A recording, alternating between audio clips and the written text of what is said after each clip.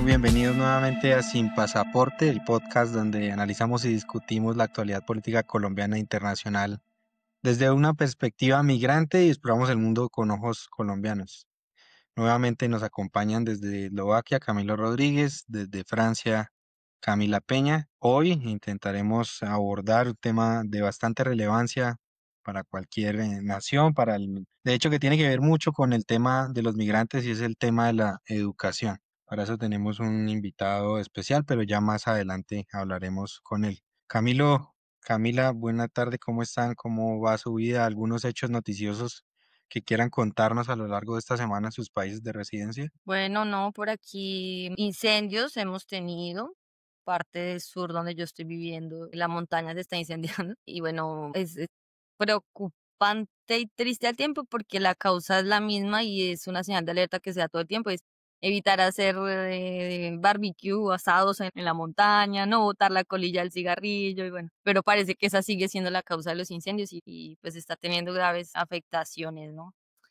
Entonces eso ha sido un poco lo que ha tocado por estos días el mundo de las noticias. Camilo, Eslovaquia, ¿qué tal todo? Son países Bueno, tranquilos, pues no nos pasa nada. no hay problemas, no hay No hay problemas problema, sociales. En Colombia no, tampoco ha no hay pasado nada. nada. Solamente dos paritos tenemos esta semana, un paro de los cultivadores de Alto Páramo y de los mineros, no más, no más. No, Está bien tranquila la semana. Y sumado a eso que ahora tenemos un problema con Perú, en la costa sí, mal.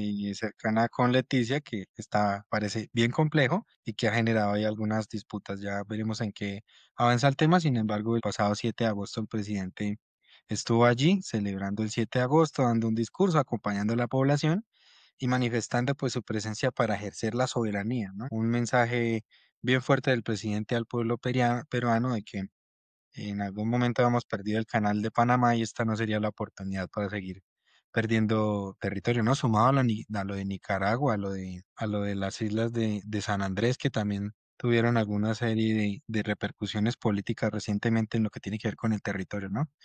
En lo que tiene lugar el día de hoy, como lo manifesté previamente, intentaremos hablar un poco la educación, ¿no? Quizá en lo que tiene que ver con este podcast, pues es uno de los hechos, eventos o circunstancias en las que mayor influye la migración en los países, sobre todo emergentes o países en vía de desarrollo, donde cada vez más personas deciden viajar al exterior, intentando probar suerte, buscar nuevos horizontes, reducir costos, buscar nuevas oportunidades, nuevas brechas a través de la educación. Pero que sean ustedes, Camila, que nos cuenten un tanto de lo que respecta para ustedes el sentido de la educación como un instrumento de superación de brechas de la pobreza, de la desigualdad, del surgimiento, del desarrollo de los países. Antes de darle paso a Camila, yo quiero presentarles a nuestro invitado al día de hoy. Él es Sergio Reyes, es abogado administrador público con bastante experiencia en temas educativos y sabemos que por su bagaje, conocimiento y su experiencia, pues puede darnos una mirada holística a todo lo que tiene que ver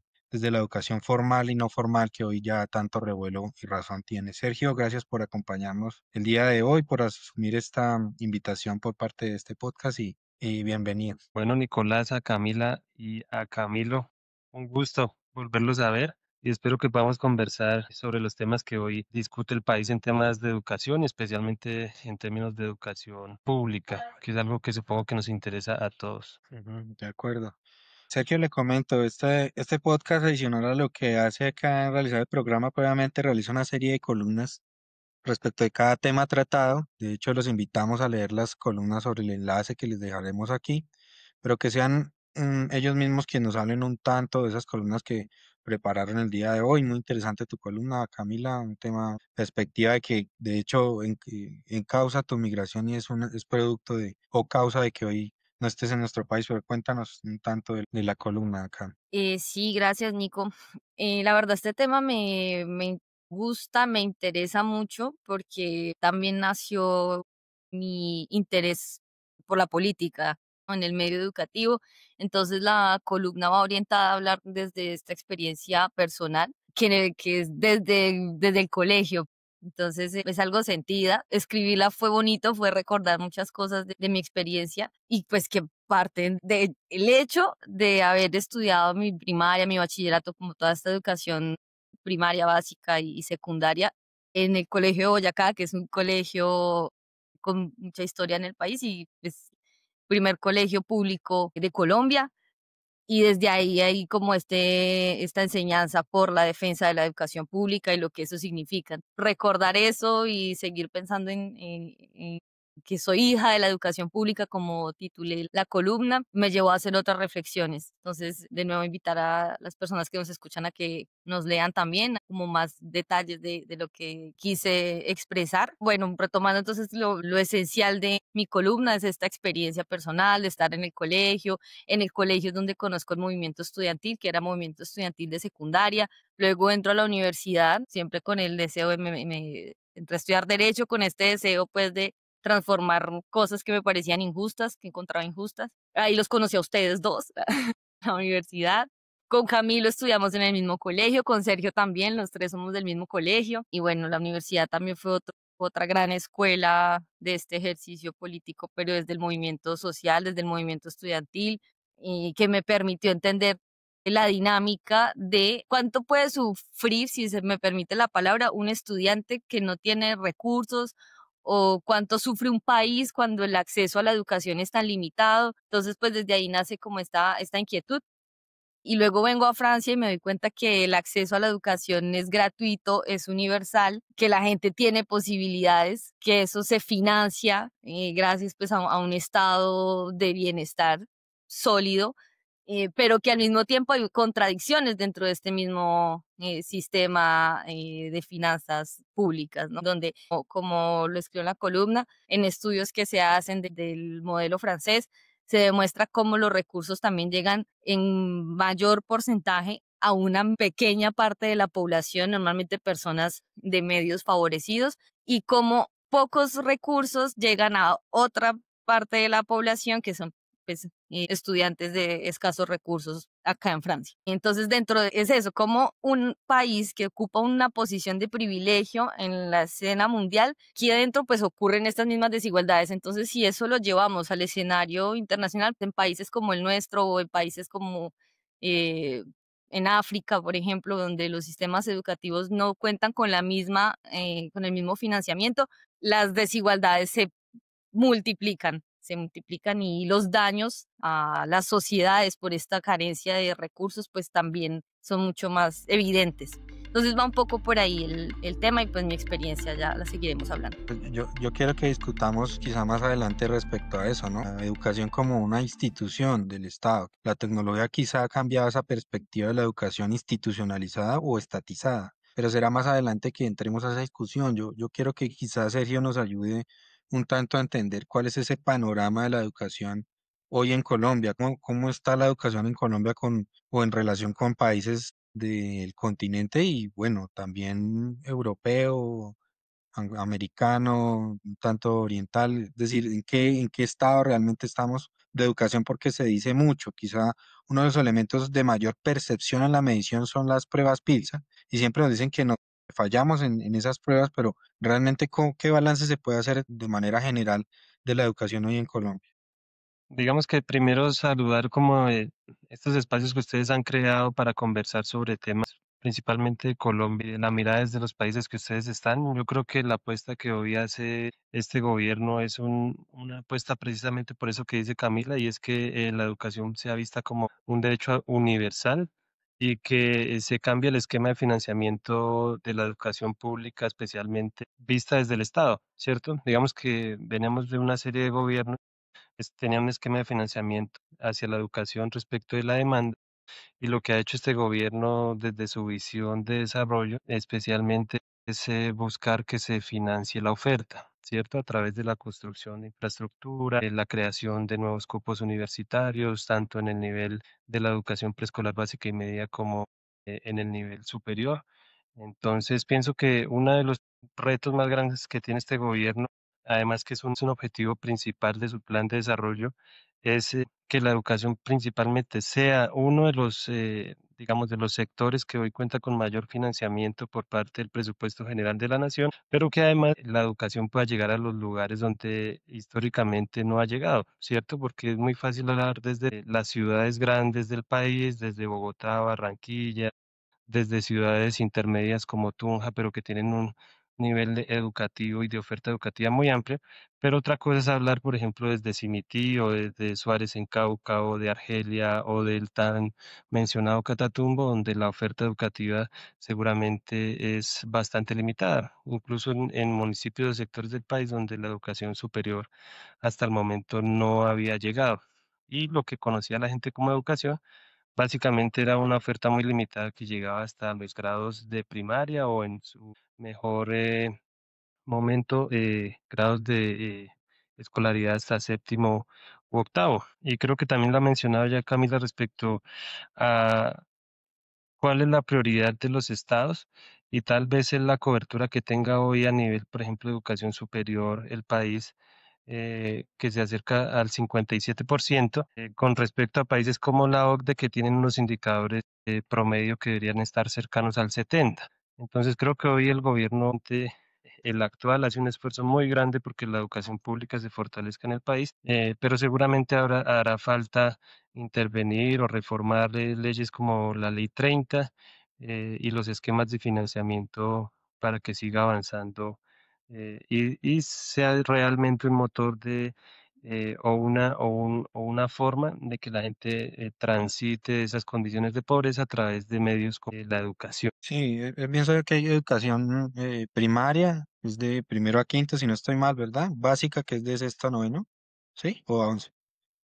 Básicas hasta 11 o noveno, ¿cierto? Media y superior, ¿cierto? Pero ¿cómo puede decirse que se hayan cerrado ese tipo de brechas en los tres escenarios de educación? ¿Cómo ha intentado este gobierno, a través de qué estrategias o cuáles han sido las principales para atender este cierre de esas brechas de desigualdad?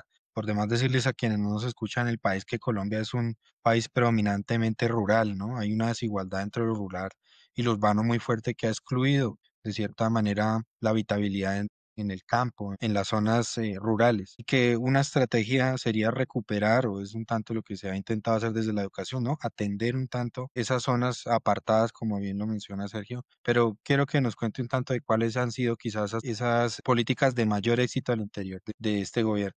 Digamos que yo principalmente, y sin ser tampoco un experto en estos temas tan complejos, digamos que yo sí veo una apuesta muy fuerte a que el presupuesto, por ejemplo, a nivel del presupuesto general de la nación, el rubro más importante que hoy está o el sector que se ha fortalecido más a nivel de recursos sea el Ministerio de Educación Nacional, ¿cierto?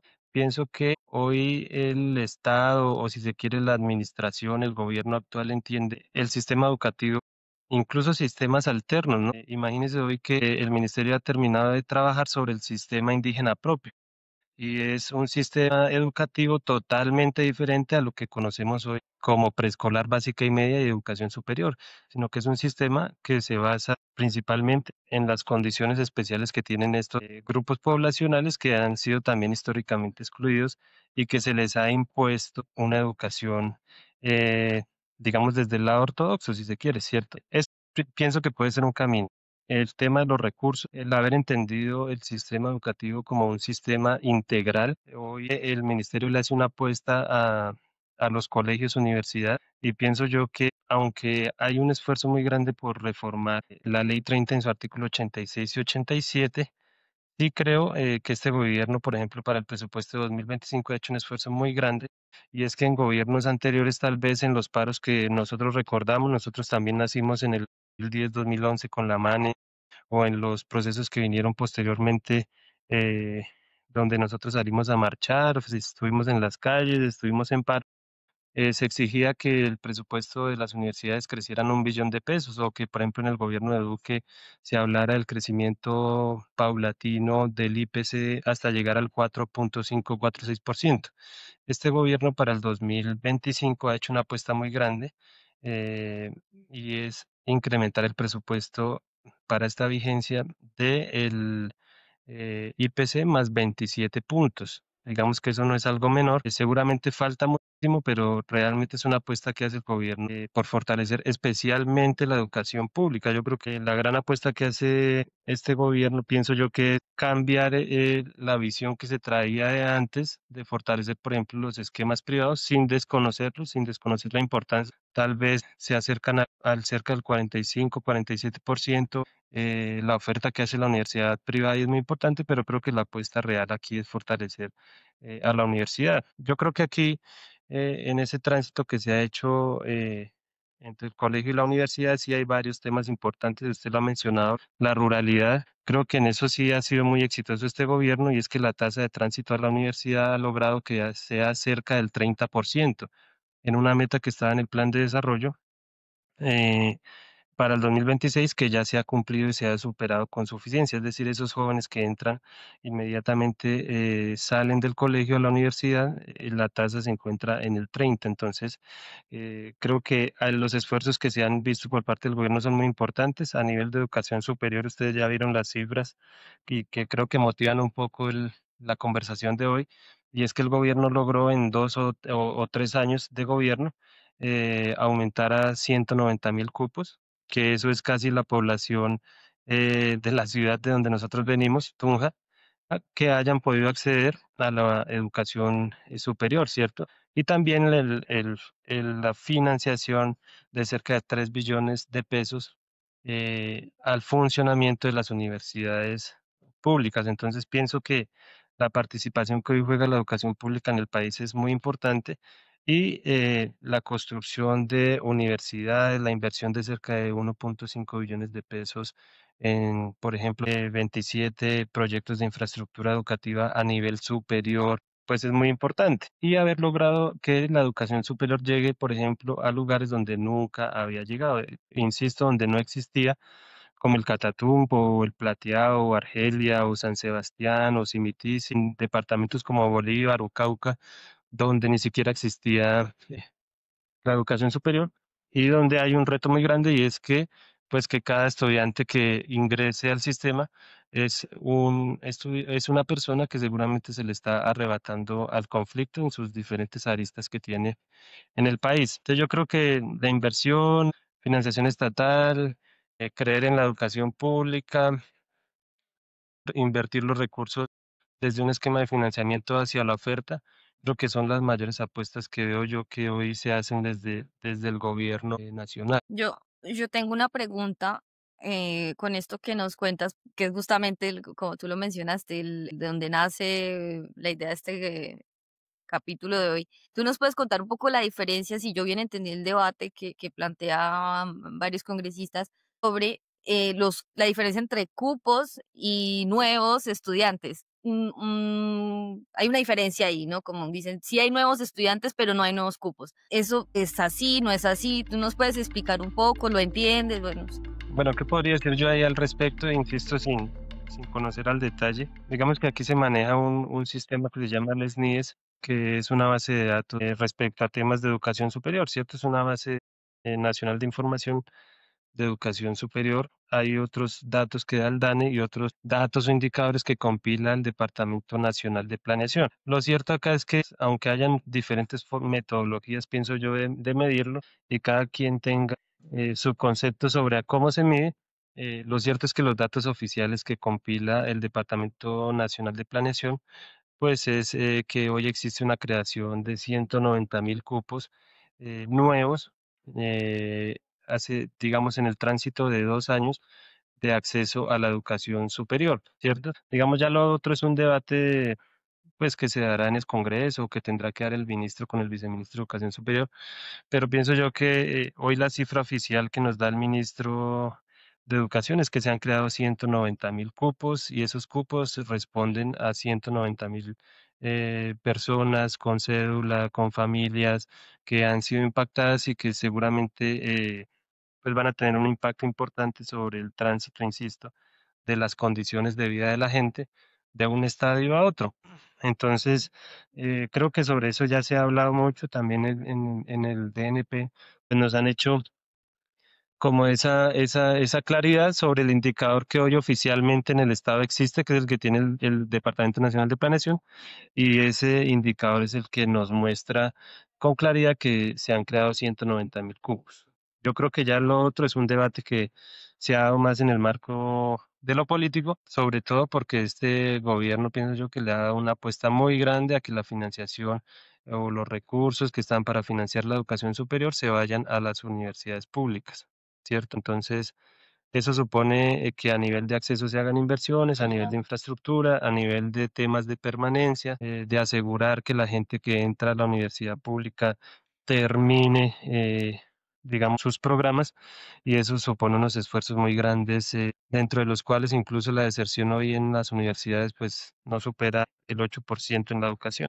Yo quisiera entrar, digamos, no a un tema tan técnico, sino más bien indagar o reflexionar en torno al sistema educativo como un sistema, como lo mencionaba en principio, como una forma de institucionalizar la profesionalización de los ciudadanos.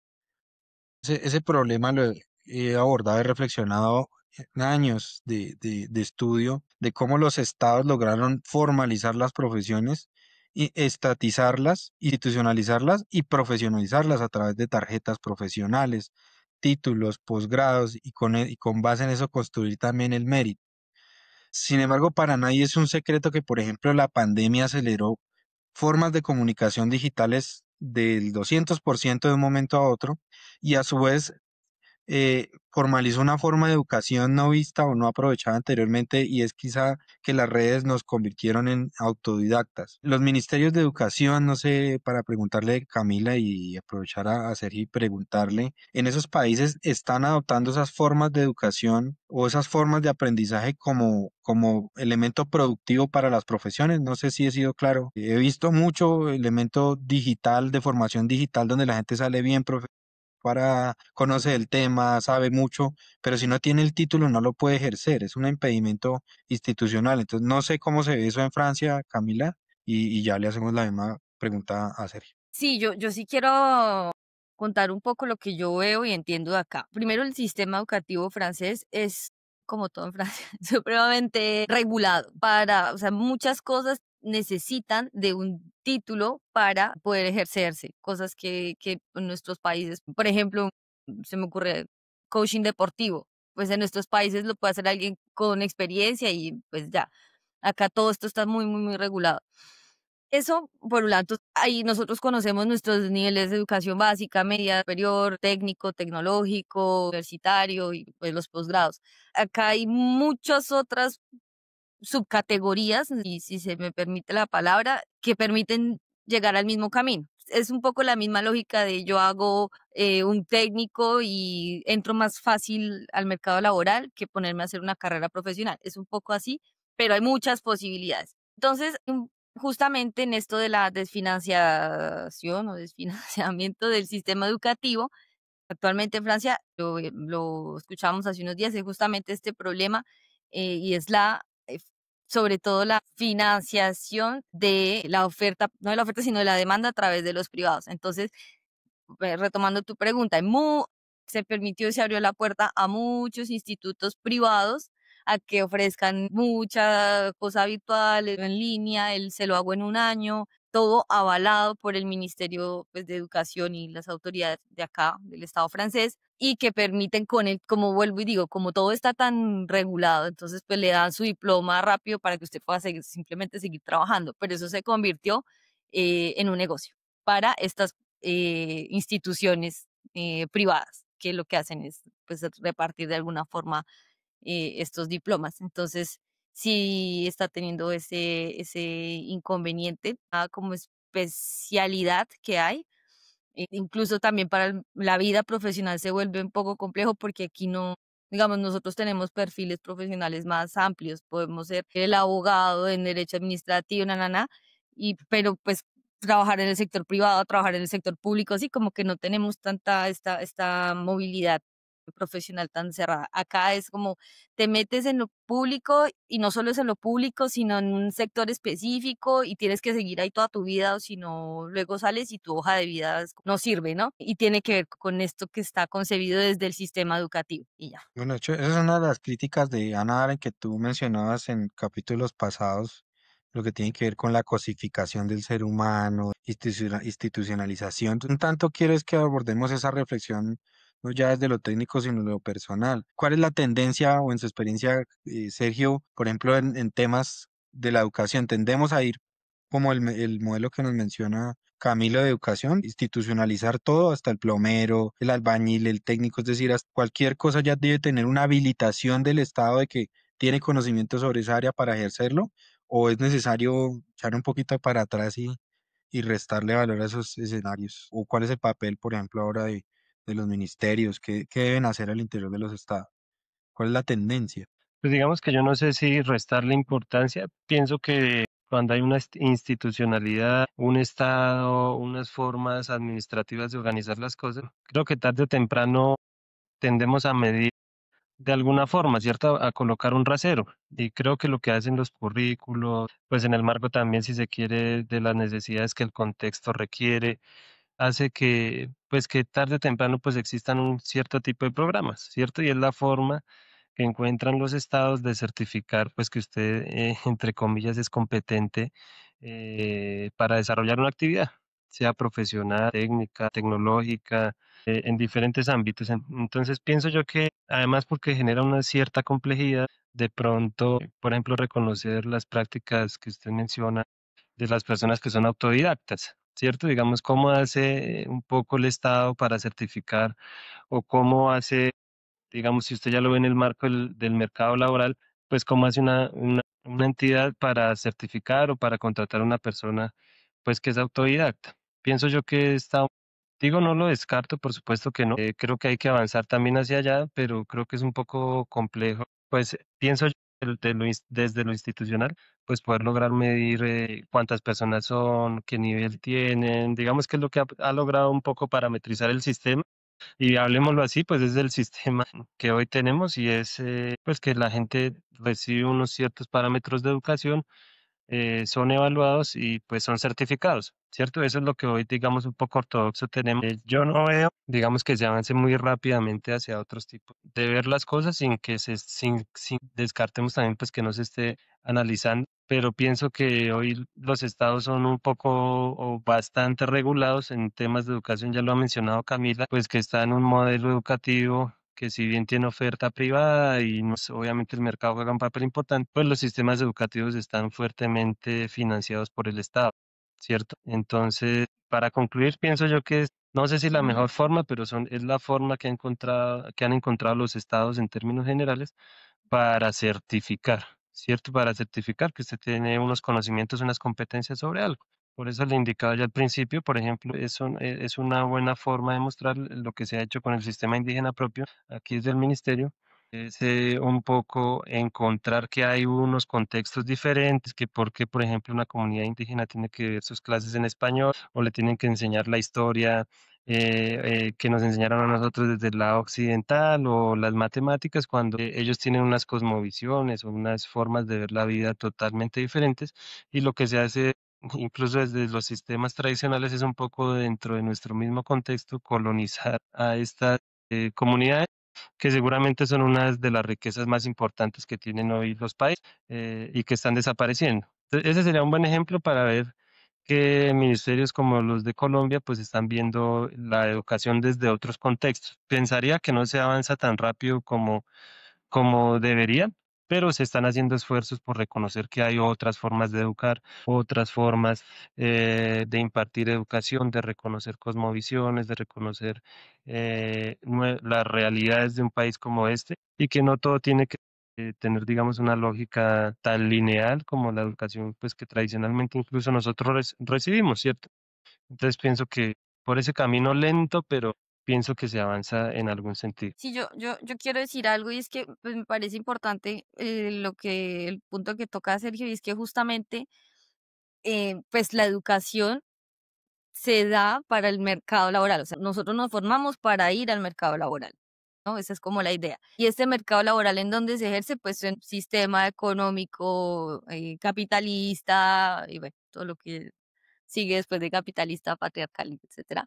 Pero en ese marco, esa es la verdad, pero en ese marco lo que yo quiero decir es, pues la educación responde a las necesidades de ese sistema. Si el sistema cambia, pues la educación cambia. Pero entonces mi punto es que creo que nosotros también en esa experiencia de la universidad y la educación pública, esto también es un centro de pensamiento que permite pensar otros sistemas. Y creo que esa es la importancia de tener, o sea, si bien yo me formo para participar del mercado laboral, también es cierto que no es lo mismo pasar por un lugar en donde solo me aseguran un diploma para allá, para ir, a pasar por un lugar en donde puedo reflexionar otras formas de impactar ese lugar al que voy a ir a trabajar. Y creo que como que esa diferencia la puede marcar quien financia, ¿no? Si es la empresa privada, pues me va a preparar para ir a la empresa privada. Si es el Estado, pues creo que se permiten otras formas de pensar.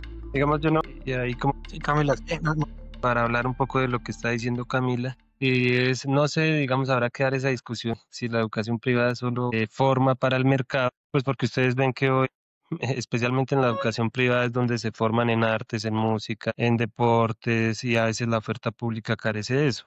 Digamos, yo no zanjaría tan limitar, digamos, el concepto tanto a que lo público forma de una forma reflexiva y que lo privado no lo hace, o que no tiene otras formas de educar, cuando incluso los currículos, pienso yo, a veces en el sector privado avanzan un poco más rápido, ahí sí como lo decía Nicolás, ya no es la clase de historia o la clase de matemáticas o de educación física, sino que tienen otras metodologías a través de proyectos o a través de diferentes inteligencias o reconocen las emociones. Pienso que a nivel de eso la educación privada también hace un aporte importante. Lo que sí yo vería es que, y lo mencionaba Nicolás al principio, es que aportes también se han hecho. Yo pienso que, por ejemplo, aquí en el país se ha ahorita impulsado mucho el tema de la formación integral y es precisamente que en la oferta pública pues los niños y las niñas de Colombia reciban clases de digamos enfocadas a las artes, a la música, al deporte,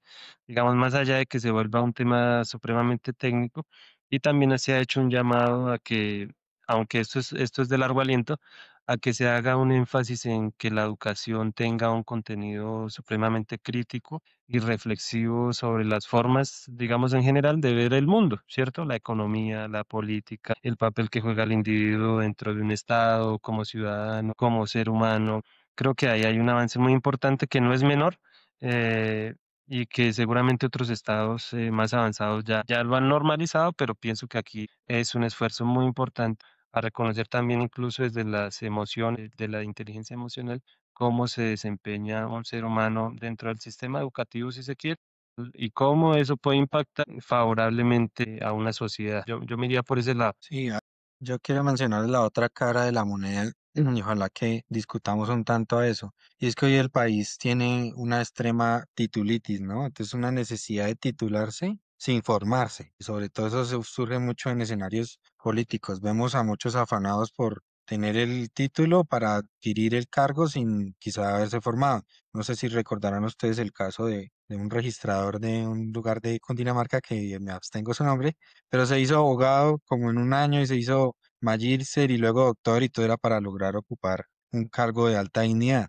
Entonces, lo que vemos aquí es que el Estado o la institucionalidad le sirvió para formarse a pesar de que el conocimiento no lo tuviera. ¿No esa es una contradicción entre la formación, entre la educación y, y la finalidad de la educación, que es certificar que alguien sabe? Porque sucede mucho en todos los escenarios. Yo hace un tiempo hice alguna serie de denuncias de unos doctorados honoris causa que se estaban entregando, luego seguí ahondando y encontré que en México tienen el mismo efecto. Unas instituciones que se autodenominan logias, congregaciones, cultos educativos, generan una serie de diplomados honoris causa sobre los que les entregan a quien lo pague. Entonces la gente asume que alguien es doctor honoris causa por recibir la toga. Entonces, más desde lo simbólico, la gente cree que es doctor honoris causa, pero solo para eso le valió cerca de $50. Entonces, eso no es parte de una contradicción entre el sistema educativo actual de cualquiera de los países y la realidad que realmente busca y les voltea un tanto ahí la reflexión. Una persona que esté en capacidad de asumir una profesión, por ejemplo la de abogado, que hay gente que en el medio sabe uno, que hay gente que sabe más de derecho que los mismos abogados, pero no tienen la posibilidad de hacerlo si no pasan a través de una institución educativa de carácter superior. Hoy ya hay un examen para validar si los que pasaron por esa institución en temas de derecho, no pasan por ese el sistema de educación con una nueva ley, aprueban o no aprueban, o prueban el examen, les habilita para litigar o no. ¿Qué pasa si una persona que nunca ha pisado, por ejemplo, una universidad, quiere convalidar, realmente ese sería el término de convalidación, un título, decir yo soy abogado porque sé bastante de leyes? ¿Podría hacerlo? ¿Debería hacerlo? ¿Deberían evolucionar los sistemas educativos hacia allá? Yo quiero decir, bueno, primero que estoy de acuerdo con lo que planteó Sergio sobre la educación privada. Yo me refería más a este caso, como dice Nicolás, de estos institutos que dan diplomas porque, ajá, pero no, desde luego, yo pues salí del externado, que es una institución privada, pero donde aprendí muchísimas más cosas que lo que puedo aprender acá en Francia. Entonces sí, desde luego que la universidad privada también tiene este espacio para reflexionar de otras maneras. Y sí estoy de acuerdo para corregirme en ello. Y retomando la pregunta de Nico, por ejemplo, para el caso del derecho, y pues yo no sé, los médicos, pues sí, parce, necesitan cierta habilitación, ¿no? Pues también es como el cuerpo humano. Y los abogados, pues yo no sé si un examen simplemente podría certificar esto, o si todo el mundo debería pasar siempre un examen en cierta regularidad para actualizar sus conocimientos. Creo que eso también hace falta dentro de la profesión en Colombia. Y no sé, yo ahí también, como Sergio lo decía antes, pues desde el gobierno, desde el Estado, pues queda muy complicado parametrizar quién sí y quién no, ¿no? No sé. O sea, siempre se necesita una herramienta. Digamos que yo hay dos puntos que me parecen importantes resaltar y es uno, lo que dice Nicolás, por ejemplo, digamos la exacerbación de los títulos. Tal vez el presidente lo mencionaba hace unos días en una locución que hizo y es precisamente mucha de la financiación que antes se iba para el sector privado, sin desconocer que juegan un papel muy importante dentro de la educación en el país, se iba a esa atomización que había de universidades que entre comillas han llamado de garaje, ¿cierto? O que no tienen una calidad, digamos, soportada bajo los parámetros que hoy, para bien o mal, pues existen dentro del Estado. Seguramente con el devenir del tiempo seguramente mejorarán, pero precisamente ese fue el esfuerzo que también hizo el gobierno, ¿cierto? Dejar de financiar a ciertos sectores de la economía privados que prestaban educación que no eran de la más alta calidad y invertirlo en la educación pública del Estado. Pienso que ahí hay una visión que puede que no se voltee la discusión, sino que puede que vaya en la misma línea, y es que el mismo gobierno ya reconoció eso y decidió financiar la educación pública. Y yo sí creo que puede que estemos muy atrasados en lo que menciona Nicolás, y es a aquellas personas que de manera independiente han, digamos, adquirido sus conocimientos o sus saberes y que no entran al mercado laboral porque no tienen una certificación. Tal vez en eso el Estado ha ido un poco más lento, ¿cierto? Pero tal, si ustedes recuerdan, en algún momento sí se logró cuando teníamos, por ejemplo, esta profesión o este oficio de los periodistas, y a través de una ley se les permitió presentar una prueba y obtener una matrícula profesional como comunicadores sociales. Entonces, ese puede haber sido un buen ejercicio para reconocer que hay ejercicios incluso empíricos que, haciendo el trámite democrático de ir al Congreso, bueno, digamos de los instrumentos que tienen los diferentes estados, se pueden reconocer. Digamos, también aquí tengo el conocimiento de lo que se está haciendo, y es algunas personas que tienen algunos saberes empíricos, se hacen unas pruebas dentro del Estado y se les certifica para que puedan de alguna manera, primero, ser reconocidos y segundo, acceder al mercado laboral, que es al final la discusión que veo yo aquí. ¿Por qué una persona que puede ser muy juiciosa y que puede saber mucho de algún tema, pues no puede acceder porque no tenga un diploma, ¿cierto? Pienso que esa es como la discusión. Sí se han hecho ejercicios de los que yo conozco, los que les menciono, pero creo que en eso vamos muy lento. Además, porque, insisto, pues los estados han encontrado formas de educar a la gente, de medirlos, de evaluarlos y de certificarlos, ¿cierto? Entonces, bajo unos ciertos parámetros que, gusten o no, son los que hoy existen, pues bajo esos parámetros es que nos evalúan y nos certifican, ¿cierto? A través de un diploma, en fin.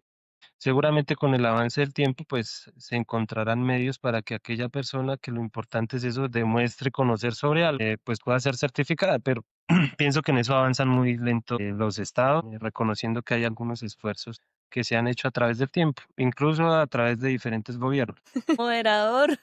Pregunte usted, yo le escribí que pregunte y se queda quieta. Ajá, no. No, yo sí tenía una pregunta, y es que pues, Sergio nos ha contado varias cosas que se están haciendo en el ministerio, pero bueno, también puede, tiene que ver con que yo estoy fuera del país, no sé, Nicolás me corregirá, pero no sé hasta qué punto hay cierta desconexión de esta información o de esto que se hace con lo que pues la gente conoce, ¿no? Por ejemplo, este tema del sistema indígena me parece importante y se debería estar hablando pero es lo que hemos hablado aquí en el podcast de casi todos los episodios, es que hay un papel de los medios de comunicación de sacar cada semana una crisis, escándalo o alguna cosa, pero de este tipo de cosas como que poco se habla. Yo quisiera saber si tú crees, sientes, ves que hay una desconexión entre o falta un canal de información, no sé, ¿cómo lo ves? Porque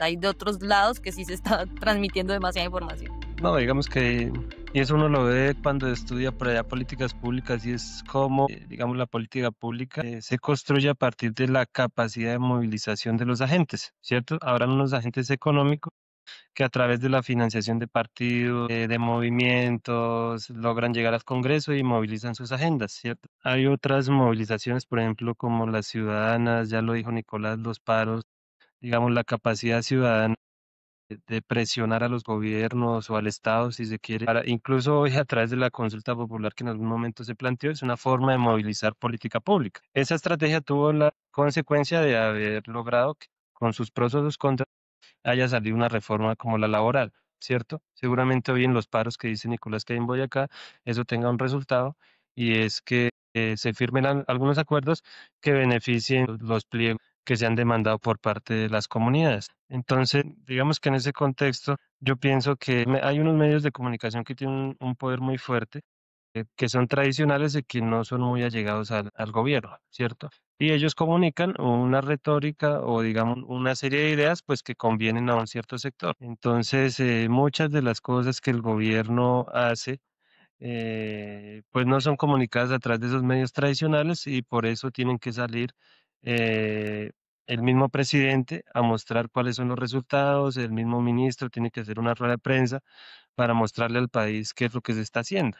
La fluidez en la comunicación se debe a eso y terminan es a través de medios alternativos comunicándose las cosas que puede que hoy pues no tengan el mismo impacto que un noticiero que se ve a las 7 de la noche o al mediodía y que la gente prende su televisor, pero pienso que hay que encontrar la forma de decirle al país, más allá desde lo político, pues que se están haciendo cosas importantes y que eso está impactando la vida de la gente, que es lo más importante, ¿cierto? Es decir, no quedarse en la discusión política que vemos todos los días en televisión, sino que la persona que hoy estaba raspando coca en un sector históricamente excluido decidió acceder al sistema educativo y que el gobierno a través de las estrategias que está desarrollando en territorio, de infraestructura, de la universidad en tu colegio, de permitir el tránsito entre la educación básica y media a la educación superior, se lo permite, ¿cierto?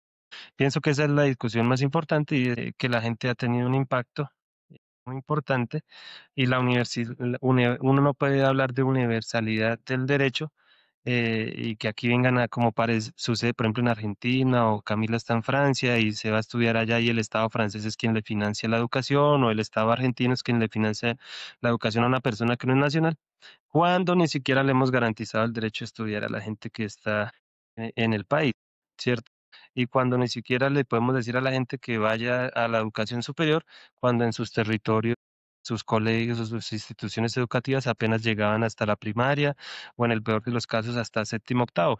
Son contextos muy complejos eh, y creo que las estrategias que está haciendo el gobierno son exitosas, las cifras hoy no mienten y más allá, insisto, del contexto político, lo importante es que se están impactando vidas y que se está haciendo un esfuerzo muy importante para que la gente salga digamos, de esas condiciones de pobreza. Pienso yo que casualidad que este gobierno haya sido el que, por lo menos a nivel de pobreza monetaria, algunos hablarán de pobreza multidimensional, pero en pobreza monetaria, que mide temas de ingresos, pues haya disminuido la pobreza, ¿cierto? Tal vez yo en algún artículo o en algún libro de Piketty sobre el análisis del capital, cuando analiza por qué existen disparidades entre el capital y las rentas del trabajo, es decir, y ahí vienen todas las discusiones sobre la desigualdad, el índice de Gini, todos esos temas que nosotros ya conocemos, y es por qué ha crecido más rápido el capital que los ingresos de la gente y cómo se supera eso. ¿cierto? Entonces, el mismo Piketty dice que la inversión en educación de alta calidad, toda esa carreta que nosotros hablábamos en la universidad cuando íbamos a las representaciones estudiantiles o salíamos a las marchas, que la educación fuera financiada por el Estado, que fuera de calidad, pues básicamente es lo que reduce en su libro Piketty, dice, la educación es la mejor forma o el mejor medio de movilidad social, y es donde el gobierno debe enfocar sus inversiones públicas. Entonces, aquí no estamos hablando ideológicamente de algo que incluso no esté por fuera del capitalismo, sino que se puede hablar, si quiere, de un liberalismo atenuado que permite que el Estado intervenga en ciertos sectores de la economía. Y en este caso, en la educación, insisto, vuelvo a la misma idea del principio, hoy el Estado colombiano, prioritariamente a través de su presupuesto general de la nación, es el rubro donde ha destinado más recursos históricamente. Entonces eso permite pues que la gente salga de la pobreza. Insisto, no creo que sea algo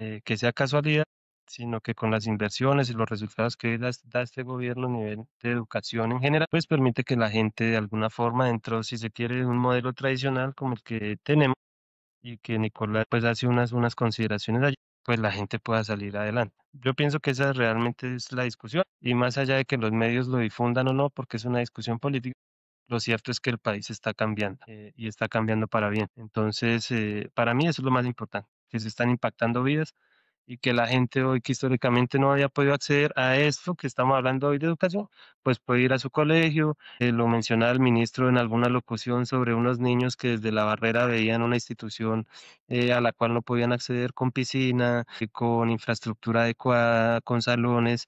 Hoy pueden acceder exactamente a ese colegio porque el gobierno colombiano lo compró y se lo entregó a las comunidades. Entonces, eso es dignificar la vida de los colombianos, y seguramente los esfuerzos tendrán que ser mucho mayores, pero en 2 años o 3 años de gobierno, pues no se puede cambiar la historia de exclusión que ha llevado el país en muchas temáticas. Muy interesante, Sergio, esa síntesis que nos hace de lo que ha hecho este gobierno y más allá de eso, de lo que significa la educación para un país emergente o como lo denominan la OCDE, países en vía de desarrollo, ¿no?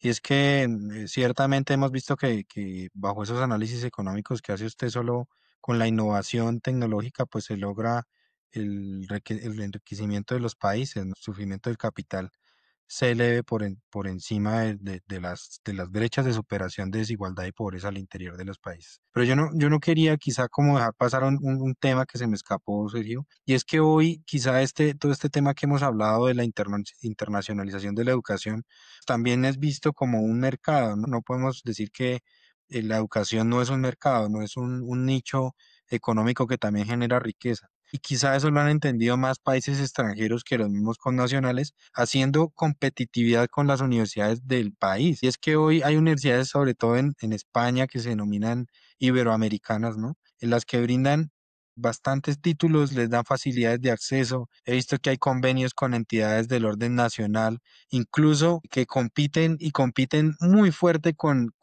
universidades públicas, haciendo que hoy la universidad pública, sobre todo en lo que tiene que ver con posgrados, pues sí haya sentido un remesón muy fuerte frente a quienes se inscriben a ellos, porque siempre el estudiante va también a buscar economía. Y no sé si haya algún tipo de elementos, yo he escuchado bastante La Rioja, sé que le meten mucha plata en publicidad, pero no sé si en España, por lo que he visto, no tiene el reconocimiento que aparenta tener en Internet y se alían mucho con gobiernos locales, departamentales, con entidades y logran descuentos muy fuertes, prometiendo que los títulos que se generan en España a través de clases sincrónicas en su mayoría, pues generan convalidación por parte del ministerio. Eso no solo es un tema quizá preocupante para el país, que quizá puede ser visto desde buenos ojos por su accesibilidad, que es lo que se pretende, que todos tengamos acceso, sino lo preocupante es por la afectación a las universidades nacionales, sobre todo las públicas, que han sentido ese remesón muy fuerte por parte de estas entidades. ¿Qué propone, digamos, el país o la nación o el ministerio para contrarrestar esa puesta en escena de estas entidades como actores del mercado en la educación? ¿Hay ya alguna intuición de esto que le estoy comentando o quizá es una posición netamente particular que haya Perdón, analizado? yo quiero completar la pregunta, Nicolás, porque es que no solo tiene que ver con la competencia a nivel internacional entre estas instituciones, sino también con una forma de neocolonialismo. Y es que hay esta sensación de que si yo vengo con un diploma internacional, no importa de dónde, mi hoja de vida queda mucho mejor rankeada. Así eso me haya requerido menos esfuerzo y no, pues no pueda medir de igual forma mis capacidades. Entonces sí, creo que tiene que ver con, no solo con lo económico, con lo barato que pueda ser, sino en relación costo-beneficio también. Volver con un diploma a España, aquí eso la gente, en fin. Entonces, ahí ya, para. Digamos que yo le daría mi opinión personal de las convicciones que he tenido siempre en estos temas de educación y es, digamos que la universidad privada cumple un papel importante dentro de la formación de la gente, ¿cierto? O de los ciudadanos de un país. Hace parte de un sector económico y dentro de esos sectores económicos pues están bajo, digamos, la libre competencia y dentro de la libre competencia pues los estados, unos más rigurosos que otros, permite que se ofrezcan unos programas, sean cuales sean, ¿cierto? De formación profesional o técnicos, tecnológicos o de formación para el trabajo, en fin. Unos estados, insisto, más rigurosos que otros pues permiten que se formen a sus ciudadanos en algunos temas. ¿Cierto? Entonces pienso que ahí puede que debería ser más rigurosos los sistemas educativos y no permitir pues que cualquier institución o cualquier medio o que sin algún cierto rasero de requisitos pues se cumpla esa labor tan importante de formar a la gente. ¿Cierto? Y ahora usted lo mencionaba respecto a los posgrados, respecto a esos temas, entiendo yo el dato que yo conozco es que desde que salió la Ley 30 la desfinanciación de las universidades públicas tiene cerca de 18 billones de pesos, es decir, cerca de una o dos reformas tributarias de las que se han hecho últimamente. Pienso que la forma de competir en ese mercado es que el Estado siga financiando la educación, ¿cierto? Pues usted lo podrá decir, si algún momento usted, y tal vez en los países nórdicos, en Helsinki, digamos en Finlandia o en Noruega, en todo eso, donde realmente la educación es el centro de las economías, incluso en sus plazas centrales está, en muchas de ellas no la iglesia, sino las universidades más importantes de sus países y sus profesores son muy bien pagados. Pienso que la forma de competir, si se quiere, en esos sectores es que se siga financiando adecuadamente la educación pública. Es decir, si usted, como hoy no pasa, llega a la Universidad Nacional, a la UPTC, a la Universidad del Valle, a la Tecnológica de Pereira, bueno, yo qué sé, a estas ofertas que hay en el país, pues usted encuentra que tiene que pagar unos altos costos, seguramente tiene que ver una carga horaria más importante y a veces la gente se va por programas que son de más corto tiempo, donde la exigencia no es tan alta, porque los estados lo permiten.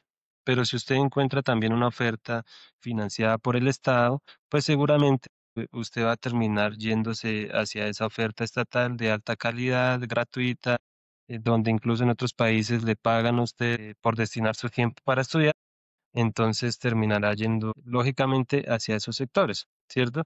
Y no se irá hacia universidades privadas de baja calidad, donde tiene que pagar igual unos costos, pues porque su estado ya le permite a usted de manera gratuita acceder. Y ahora respecto a los temas reputacionales o lo que menciona Camila, ya también en una opinión personal, pienso que también si estamos hablando del mercado y que la gente acceda al mercado laboral, pues las empresas privadas, sobre todo las multinacionales, ya tienen unos estándares muy rigurosos para medir las capacidades no solo en conocimientos de las personas que van a vincular. Y los estados deberían ahondar un poco más, trabajar muy fuertemente en sus sistemas de carrera administrativa y sobre todo en sus concursos para que la demanda que requiere el Estado a nivel de servidores públicos pues coincida con el nivel de conocimiento que tiene la gente, ¿cierto? Que hoy no sucede, pero insisto, se ha venido trabajando muy fuertemente para que al entrar al Estado pues se cumpla con unos mínimos de rigor, ¿cierto? De conocimientos o de habilidades y en eso toca echar otra cuña y es que tampoco es casualidad que este sea el gobierno que a nivel de plan de desarrollo tenga la meta más ambiciosa de todos los gobiernos que ha tenido este país y es en temas de formalización laboral. Entonces ustedes encontrarán que, digamos, la apuesta del gobierno es que en estos 4 años se formalicen cerca de 100.000 a través de las diferentes estrategias y que la gente pueda acceder a la carrera administrativa con todas las críticas que pueda tener el sistema pero que se haga a través del mérito, que la gente ya no esté a través de prestaciones de servicios, sino que acceda al Estado los sistemas de carrera a través de los instrumentos que tiene. Insisto yo, hay que mejorar mucho más los concursos, cómo se gestionan los conocimientos, pero creo que es un esfuerzo que con el devenir del tiempo y del diario vivir de la administración pública se va, digamos, un poco decantando, ¿cierto? No todo se construye de la noche a la mañana, pero el Estado va avanzando. Creo que hay muchas cosas que tienen que mejorar, entre esos temas de inteligencia artificial, en donde Latinoamérica pues está muy atrasada con respecto a los indicadores de los países desarrollados en estos asuntos. Y pues que nos va a coger seguramente por sorpresa. Simplemente un dato, ahí yo veía que días por ahí pasando noticias que la inteligencia artificial estimaban que para 2030 iba a poder desarrollar los problemas matemáticos más difíciles que pudiera desarrollar la mente humana.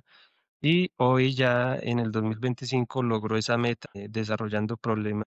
Seguramente nosotros vamos muy atrasados en esos temas y es en lo que pienso yo que hay que ponerle mucho énfasis. Y en eso sí siento que el ministerio, el gobierno de Colombia empezó a dar un paso con el proyecto de ley que presentó sobre inteligencia artificial. Insisto, supongo yo que vamos muy, muy atrasados con países como China o como Estados Unidos, en fin, pero creo que es ahí donde tenemos que aunar esfuerzos para que no nos arrolle de una forma abrumadora la inteligencia artificial. Pues, Sergio, ha sido muy grata su conversación a lo largo de este episodio. Y agradecemos también a Camila por sus análisis y sus preguntas. En principio a usted, Sergio, por su disposición, por su tiempo, su conocimiento, sus profundas reflexiones en torno al tema de la educación. Agradecemos también a todas las personas que nos siguen desde cualquier lugar del mundo y a quienes están pendientes siempre de un episodio más. Los invitamos nuevamente a leer las columnas y a que dejen sus comentarios respecto de este episodio. ¿Qué opinan ustedes del tema de la educación? Sobre los análisis aquí hechos. De nuevo, Sergio, muchas gracias y nos vemos en una próxima oportunidad. Camila, buena tarde también y para Camilo, buena tarde en sus lugares de residencia. Muchas gracias, chicos, por el momento. Estuvo muy, muy interesante. Podríamos seguir hablando un montón, pero el tiempo es bien reducido. Entonces, muchas, muchas gracias. No, a Camila y a Nicolás, muchísimas gracias por su invitación. Ojalá sigan con estos espacios de conversación y de reflexión muy importantes y terminaría diciendo que yo soy un convencido, como lo mencioné, de que la educación es el mejor medio para que las condiciones de la vida de las gentes mejoren. Muchas gracias, que estén muy bien.